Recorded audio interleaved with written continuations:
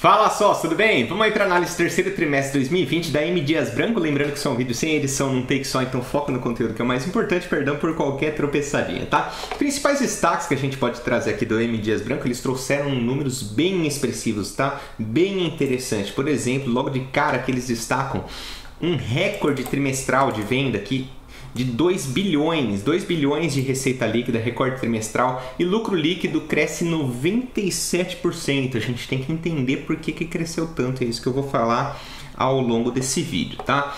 O volume total de vendas, então, aqui os principais destaques, cresceu 27%, 104 milhões de receita com novos produtos na linha de biscoito. Então eu venho falando aqui para vocês, investir em inovação, tecnologia, coisa nova, tem dado muito resultado. A Hypera Pharma, ela trouxe aí 35% da venda dela é de novos produtos. A Vegas, 50 e poucos por cento são produtos fabricados nos últimos 5 anos. Então, pesquisa e desenvolvimento é uma área que tem crescido demais, tem dado muito resultado para as empresas, tá? Então, aqui eles trouxeram aqui um recorde também para o trimestre nisso. Exportações, isso é um grande destaque, tá? Exportações, qual que é o lance de exportação da M. Dias Branco, tá? Eles começaram a exportar a passos bem devagar, sabe? A passos bem curtinhos, né? E esse trimestre eles deram um boom gigantesco. Então, a exportação estava lá correspondendo a 0, alguma coisa por cento na receita deles, e esse trimestre em específico já está correspondendo a 2,2%. Isso é um baita de um drive de crescimento para a M. Dias Branco, tá? Ela vender para a América Latina, ela vender para os Estados Unidos, porque aqui no Brasil ela já é muito consolidada. Aqui ela tem que manter o que ela possui, crescer em novos produtos, que ela é líder em biscoitos, ela é líder em massas, ela tem que crescer em outras linhas de produtos, e ela também pode crescer internacionalmente. Então é um baita drive de crescimento deles, e eles explodiram esse trimestre, foi muito bom, achei muito positivo. Ganho de eficiência e produtividade, aqui despesas administrativas com venda, caiu de 26% para 24%. Então vendeu mais e gastou menos com venda, um baita ganho de eficiência. Recorde histórico de produção, 875 mil toneladas. Então o pessoal está comendo bolacha ou biscoito, o que você quiser, massas e tudo mais, todos os produtos dela demais nesse período, né? EBITDA aumentou 74%, mas o que aconteceu, né? Isso impacta também o lucro líquido, o que eu vou falar agora também impacta o lucro líquido, tá? Eles tiveram 125 milhões, aqui 124,8 milhões de efeito não recorrente favoráveis no trimestre. Então é importante dizer que apesar do lucro líquido ter crescido 97%, ele não é algo sustentável esse crescimento, tá? Porque teve um não recorrente. Isso é bom ou é ruim para a empresa? Isso é bom, caiu 125 milhões na conta dela. Mas eu só tenho que alertar isso, né? A gente só tem que ficar alerta quanto a isso, pelo fato de entender que isso não é permanente, né? Ela não vai continuar crescendo 97% todo trimestre, tá? Alavancagem, né? Muita empresa tomando dívida aí nesse período de crise. Não foi o caso da M. Dias Branco, eles reduziram a alavancagem deles, então a dívida líquida sobre EBITDA reduziu de 0,4 para 0,2 ano contra ano. Lançamos a nossa maior campanha de marketing, eles estão investindo bastante em marketing, né? Lembrando que eles têm que atingir o público-alvo deles, né? Eles têm que atingir o consumidor final, que vai consumir de fato os produtos deles, apesar de eles de fato venderem para os mercados, né? Eles vendem mais para atacados, né? Supermercados, esse é mais o foco deles, eles não vendem direto ao consumidor final, mas a marca dele tem que sair do mercado, por isso que eles têm que investir em marketing, tá? Consumo de água, isso aqui eu tenho falado, né? Consumo de água por tonelada produzido 17,5% menor.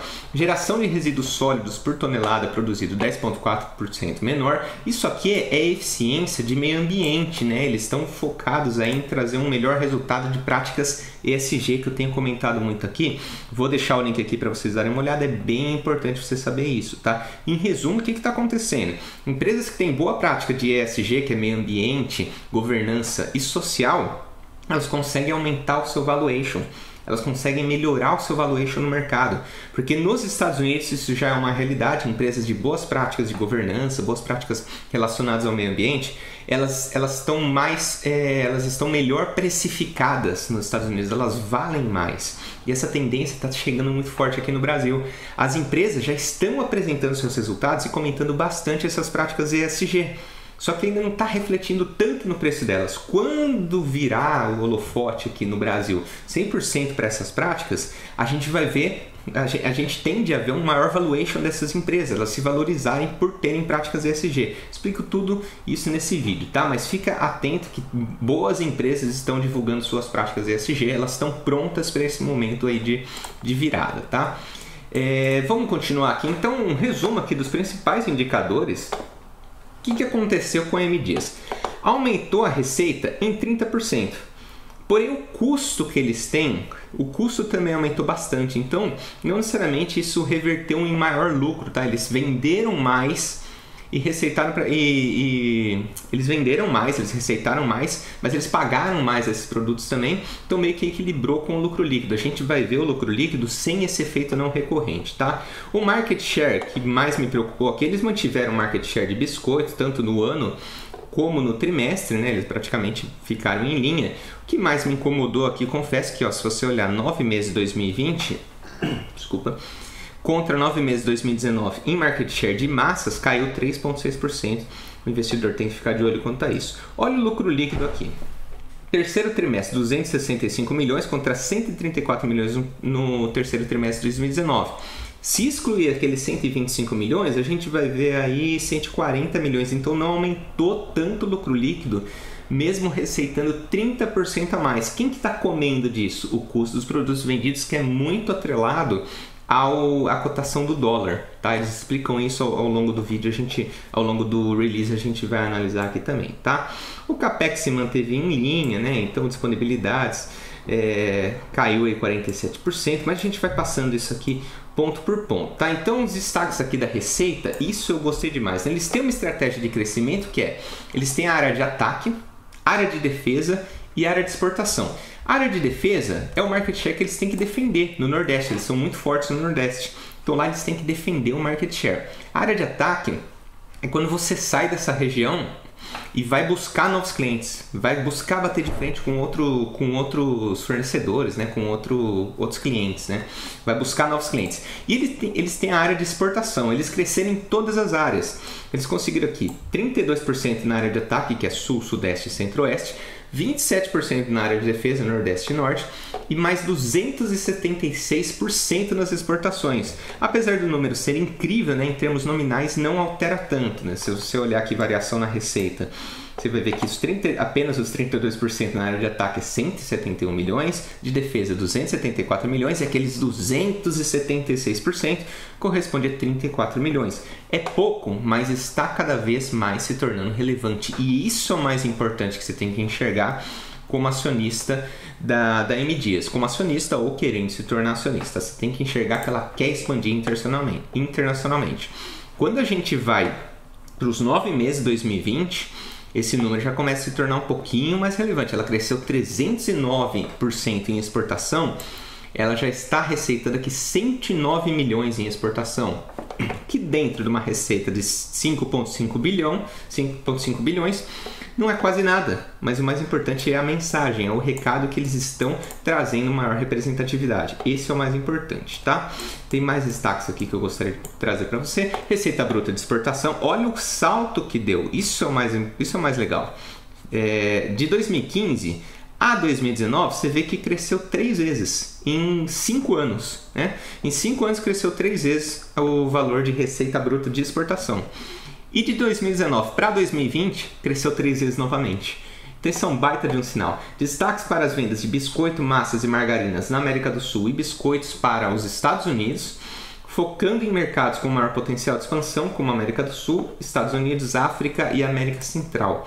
Então, muito bom que eles estão, de fato, indo com força agora nessa linha de exportação, tá? O market share, você vê que se manteve em linha, tanto de biscoitos tanto de biscoito como massas. Como a gente já comentou, massas caiu 3,6 pontos percentuais, comparando 9 meses contra 9 meses.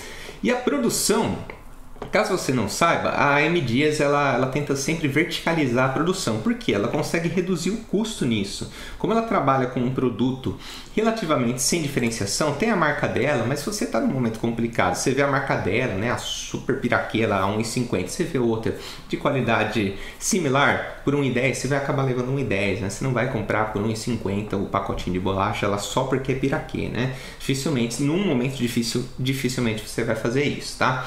Então ela tem que focar bastante em eficiência operacional. E a forma que ela encontrou de fazer isso é verticalizando o sistema de produção dela. Então ela beneficia o insumo, a matéria-prima, ela passa por todos os processos de produção até entregar para o consumidor final, até entregar seja o consumidor final por meio de distribuidora, ou seja para os supermercados, para os atacados, tá? Atacarejo, exportar. Então, ela passa por toda essa cadeia de produção. Porque se ela terceirizasse, ela teria que pagar um lucro para cada empresa que ela está fazendo isso, né? O cara vai lá, ele produz a bolacha, ela tem que pagar o lucro dele. O cara vai lá, faz a logística, ela paga o lucro dele, né? Nesse caso que ela não terceiriza, ela faz tudo por conta, ela tem um ganho de produção e ela consegue trabalhar com margens melhores no mercado, tá? Então a verticalização aqui foi bem interessante, próximo ao 100% em farinha de trigo e gordura vegetal. O EBITDA, eles explicam aqui o que a gente já tinha comentado, né? 5,6% de redução de margem em função da alta de 22% no custo médio de trigo e farinha de terceiros. Por quê? Porque esses insumos, eles são muito cotados em dólar. Então, fruto principalmente da desvalorização de 35,4% do real. Então, pensou em M Dias, ela tem um negócio que é relativamente parecido com a Ambev, tá? Que é essa dependência do dólar, né? Quando o dólar aumenta muito o custo dos produtos que ela vende. Então, se o dólar aumentou 50%, 40%, 35%, ela não consegue simplesmente passar 35% para o consumidor final. Ela tem que, às vezes, abrir mão um pouquinho da margem dela, da margem de lucro. Às vezes, ela não consegue vender tanto quanto vendia antes, porque o consumidor ele muda o hábito de consumo dele, né? Se tem algum produto que aumentou demais, o outro não aumentou tanto, ele vai lá nesse produto básico, acaba mudando o hábito de consumo dele, eles sofrem demais. Mas o mais importante como investidor você tem que ver o quê? Como ela está passando esse aumento de custo ao longo do tempo. Ela tem passado muito bem sem perder tanto market share. Porque do outro lado a gente encontra empresas que repassam todo o produto, todo o custo e acabam perdendo market share, porque você não pode repassar tudo de uma vez, né? O consumidor assusta. E também tem o outro lado, empresas que falam, agora eu estou vendo a M Dias aumentando o preço do produto dela, é minha chance de colocar lá embaixo numa margem bem pequenininha de preço e eu começar a ganhar uma fatia de mercado, as pessoas se habituarem a consumir o meu produto, elas conhecerem o meu produto, se gostarem, maravilha, daqui a pouco eu aumento de novo esse preço e elas continuam comprando o meu produto. Então é nessa que ela acaba perdendo um pouquinho de market share, tá? Mas o mais importante é isso ser sustentável pelos próximos 10, 20 anos, tá? Esse repasse de preço tem que ser sustentável, gradual para o consumidor final, de forma que ela controle o market share ao longo do tempo e ela consiga repassar ao longo do tempo esse preço para o consumidor final, tá? Ela vem fazendo isso muito bem. Quando falam aqui dos efeitos não recorrentes favoráveis, né, equivalente a 124,8 milhões. Então eu fiz uma conta aqui bem boba, tá? Não é necessário essa conta, porque efeito não recorrente é normal, tá tanto para cima quanto para baixo. Mas se excluísse essa linha aqui de efeitos não recorrentes terceiro trimestre de 2019 e esse aqui terceiro trimestre de 2020, e esse aqui de 2020, teria dado aí uma diferença de 0,3% a mais, ou seja, excluindo os efeitos não recorrentes, ela conseguiu crescer 0,3% da margem EBITDA, tá? O que é muito bom. Variação margem EBITDA de 9 meses, tal, então você vê que cresceu de 11% para 14,1%. O lucro líquido cresceu bastante também, mas excluindo esses efeitos não recorrentes, você veria um lucro líquido quase que em linha, cresceu um pouquinho, tá? Então a receita cresceu 30%, o lucro líquido não cresceu quase nada, infelizmente, né? Investimento, eles estão investindo menos esse ano, obviamente, por conta de segurar a caixa, né? Dar uma controlada nesse momento, passar desse momento e provavelmente, passando bem do jeito que eles estão passando, eles aumentam esse investimento no ano seguinte. Dívida, é importante falar da dívida dela. As disponibilidades líquidas geradas aqui, o fluxo de caixa pelas atividades operacionais totalizaram 711 milhões. Então 1,6% maior do que 1,6% maior do que nos 9 meses de 2019. Então muito bom. Como que eles conseguiram isso?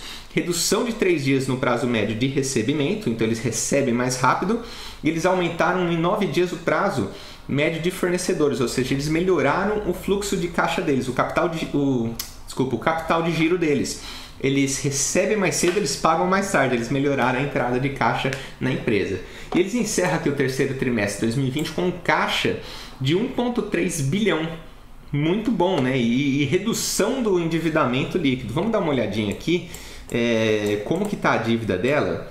Eu já vou comentar da dívida dela, tá? Deixa eu só passar do market share. Você vê que ela continua líder muito à frente da empresa A, muito à frente da empresa B. Gente, eu sempre esqueço de comentar, eu sempre esqueço de falar. Por favor, deixa um like nesse vídeo. Se você está gostando, só deixa um like aqui nesse vídeo para me ajudar a compartilhar esse tipo de conteúdo, tá? Tá crescendo bastante, o pessoal tem gostado bastante dessas análises, então muito obrigado aí, você que está assistindo. Eu já vou continuar aqui, mas deixa o like só para me dar uma força, tá? Agradeço. E se inscreve para ficar sempre atento a todas as atualizações que eu trago aqui, que eu estou trazendo bastante análise, tá? Canal de vendas em linha com a nossa estratégia de crescimento. Os canais de distribuição e exportação apresentaram maior evolução, ou seja, eles continuam focados nessa parte, né? Acho bem legal. Infelizmente, caso vocês não saibam, né, quando a empresa ela tem um só cliente responsável por 10% ou mais da receita dela, ela tem que informar para a B3, né? Ela tem que informar para B3. Ela tem que informar para o investidor, tá? Ela tem que lançar no release. E a M Dias ela tem sim um só cliente que corresponde aqui a 11,7%. Perdeu o contrato com esse cliente? Impacta muito na receita, né? Impacta 11%, mas nada que vai lá falência, tá? Ela é bem diversificada, ela é bem pulverizada entre clientes. Você vê que 900 clientes, né? Os mil clientes aqui correspondem a aproximadamente 28,2% da receita dela. Então ela é bem diversificada, só tem um cliente que corresponde bastante, tá? Nível de utilização de capacidade, você vê que eles ainda têm muito para crescer nesse nível de utilização, então demanda mais, o pessoal está consumindo muito mais biscoito e massas, eles têm uma capacidade de produção ainda para utilizar dentro da empresa deles, tá? Muito bom isso, biscoitos, capacidade de produção, você vê que vem crescendo, ou seja, eles estão produzindo mais, tanto biscoitos como massas. E farinha e farelo também está crescendo bastante. Eles venderam bastante em 2020, essa é a verdade, né? Você vê que eles estão produzindo demais. Verticalização, no nível de verticalização de farinha de trigo 98,8%, resultado do início das operações do moinho de trigo em Bento Gonçalves, que passou a abastecer as nossas fábricas nas regiões sul e sudeste. Então eles estão bem focados em também produzir o insumo, né, em beneficiar o insumo, fazer toda a cadeia mesmo. E você vê como está aumentando. Ó, antes eles terceirizavam uma parte aqui, você pega no ano anterior, 14,8%, mas com esse novo moinho de trigo em Bento Gonçalves, veio aí para 1,2% de origem externa. Muito bom. Gordura, a mesma coisa que 100% de verticalização de gordura. Eles falam linha por linha, né? Receita líquida, então a gente já comentou sobre a receita, então aumentou um pouco, aumentou as vendas, mas aumentou o custo também. Teve um aumento aí, um aumento no preço médio, eles conseguiram repassar um preço médio para o consumidor final de 3,1%, tá?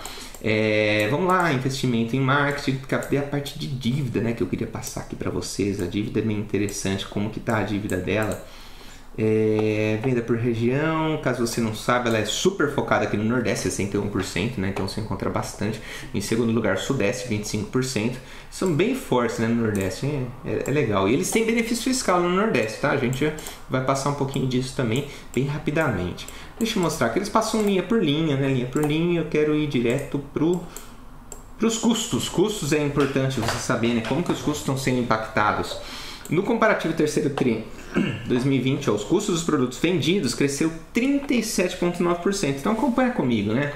Acompanha comigo. Se eu receitei 30% a mais e o meu lucro não mudou, alguma coisa foi impactada. É o custo dos produtos vendidos. Então é exatamente isso que eles comentam aqui.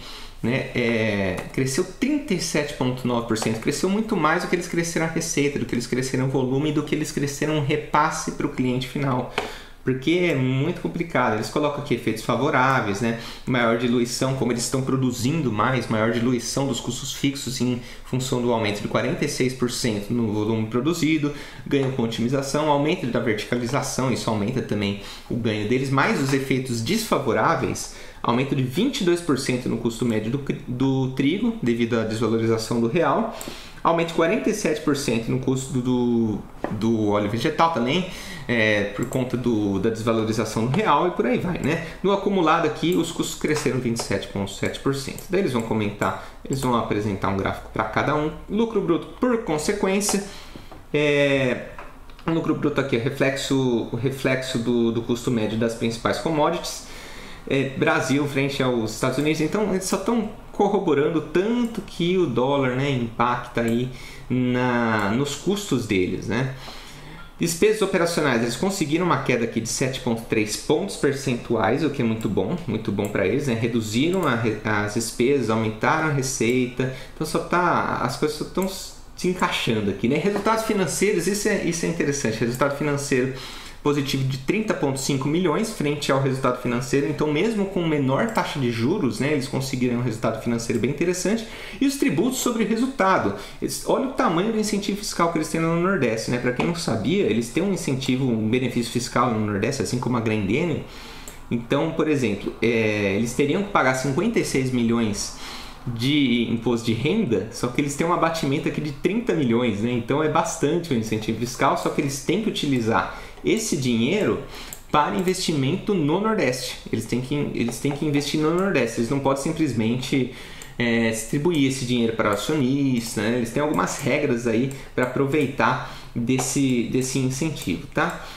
Vamos lá para a última linha, a gente já está indo para a evolução histórica do lucro líquido aqui. Como eu comentei, o quarto trimestre de 2019 foi um trimestre bom, mas o primeiro trimestre foi bem ruim. O ano ele meio que se equiparou, eles se mantiveram em linha, né?